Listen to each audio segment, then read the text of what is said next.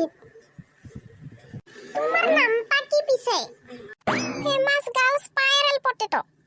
পিছে স্পাইরাল পটেটোটা খাবা না নাখাবা? পিছে এক প্লেটত পয়সা কিমান লাগবতে? দাদা ভিআইপিত খাবা না নন ভিআইপিত খাবা? I am always VIP. ঠিক আছে বুক কৰি দিয়া, কালি আহি যাব। মই ঘৰত আলু ভাজি খাম। দাদা ধেমালি কৰিছো, ভাইটি বহিবলৈ দিয়া।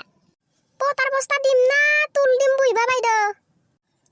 পাগল, পতাৰ বস্তা দি তুলটো মন্ত্ৰী এমএলএৰ কাৰণে। বাইদেউ ফেমাস স্পাইৰাল পটেটোৰ আপিটা কোনটা গো?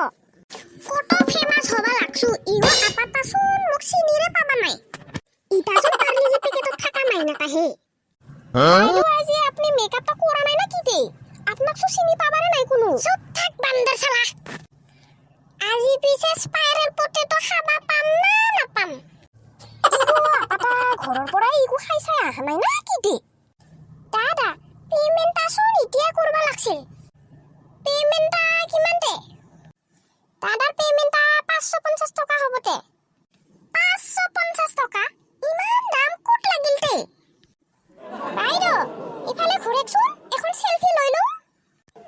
অ ভাইটি অলপ সময় ৰখে খা, ইগো দাদাটাক পইচা এটা কৈ লওঁ। দাদা শুনে, স্পাইৰাল পটেটোটা 100 টকা, মোৰ লগত কথা পাতা 100 টকা, টিভিত উঠাটা 300 টকা, পতাৰ বস্তাটা 50 টকা লৈছো দেউতা। ঘৰত আলু ভাজি খাম।